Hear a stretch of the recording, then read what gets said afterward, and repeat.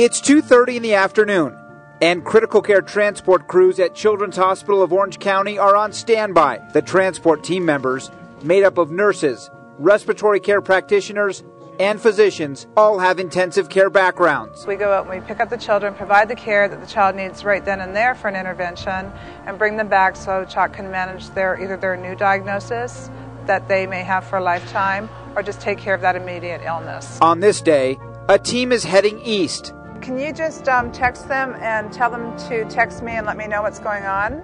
Transport coordinator Cindy Smith receives a call that a newborn baby is fighting to survive at a medical center in Riverside, about an hour away from Chalk. And the baby has what they call meconium aspiration syndrome. And this happens to big newborn babies that may be a little late in dates being delivered. And what happens is they aspirate some meconium baby poop into their lungs. The goal is to leave within 30 minutes of a call. So they'd like you to set up the ambulance for an isolate. Okay, so can you get that done? Because they're going to want to leave pretty quick here. Roseanne McCarthy is the lead nurse on this call, and Randy King, the respiratory care practitioner. They quickly go through the files before gearing up.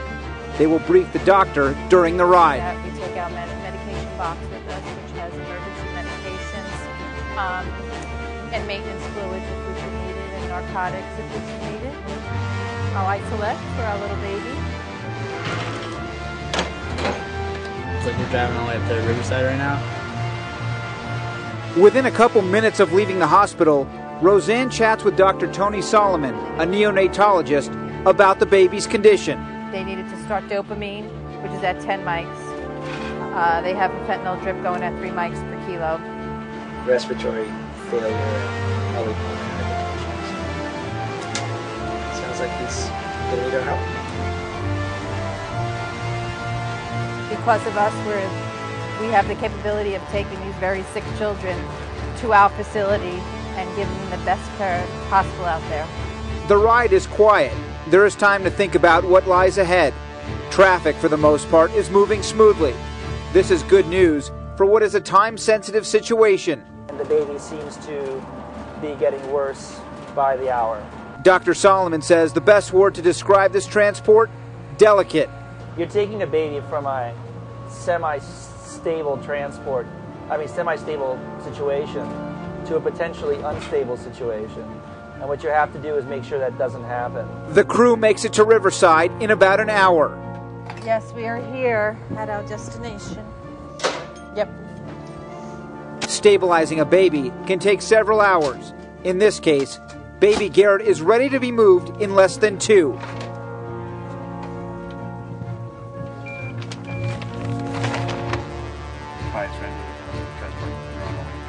It was very good. It took us a while to get everything all settled in, but the baby's stable now. And so we're about to start our ride back to Chalk. We'll see you in about an hour or so. The monitoring now begins. Garrett's vital signs are stable. But one of the big concerns, the ride. It is extremely bumpy. He's a little bit enclosed, so the noise hopefully is not as offensive to him. Some babies start out doing well, and then they can deteriorate as you get closer to home, so you really have to watch out for that. Roseanne and Randy don't rest for a second. I don't hear it. This is running. It's not. Well, It's not functioning. Saturations are 100%, and your blood pressure is 70 over 49, with a mean of 54. Vital signs are one thing, but behavior is another. Fortunately, Garrett doesn't appear distressed. he appears calm. He's not grimacing, because you can see it in their facial expressions too. They start to get agitated.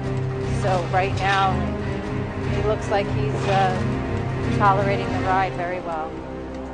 Eric, how long we looking, man? Sounds good. 5 minutes? Five, what? 5-10 minutes. Wow. Yeah, make good time. Went by fast. The crew is ahead of schedule. Baby Garrett will be at Children's in just a few minutes. The crew arrives. Garrett now enters NICU. He's got a very low white count that's slowly improving, but his CRP is very high. It's above 130. Roseanne and Dr. Solomon quickly brief the staff. They were given Ampogent, and I told them to add cefotaxime before we got there. Of concern for this baby that yesterday evening they noted he had tonic-clonic seizures. Just today, 1 dose, energetic dose.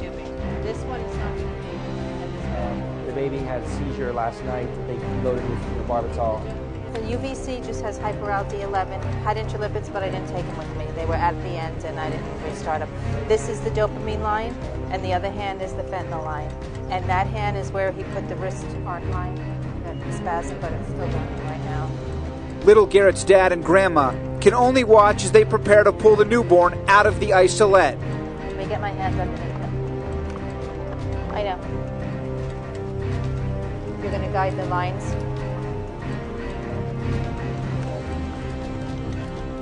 Dr. Solomon now has a moment to speak with new dad and grandma. So it's hard to tell which direction to go. He could certainly be much sicker. We were able to actually read the ventilator a little bit longer. So we're going to get more imaging studies and kind of watch his lungs over the next few days and see how he does. After several minutes, Garrett is once again stable. Thank you. Bye-bye. Thank you so much.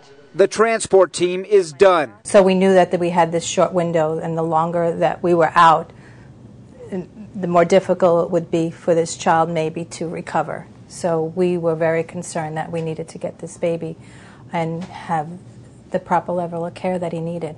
The worry is really great because it went from thinking, oh, you know, he's just a little sick, to being really gravely ill. Just the fact that not knowing what he had, and then also not knowing when he was going to get better, if he was going to get better. And here, this is my first child. I don't even know what my emotions are supposed to feel like yet, you know, as I have my first child.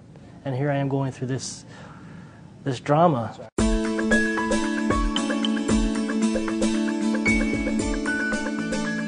Little Garrett is now 6 months old. He spent 15 days in the hospital. But today, he is a healthy, feisty infant, showing no effects from his potentially life-threatening illness.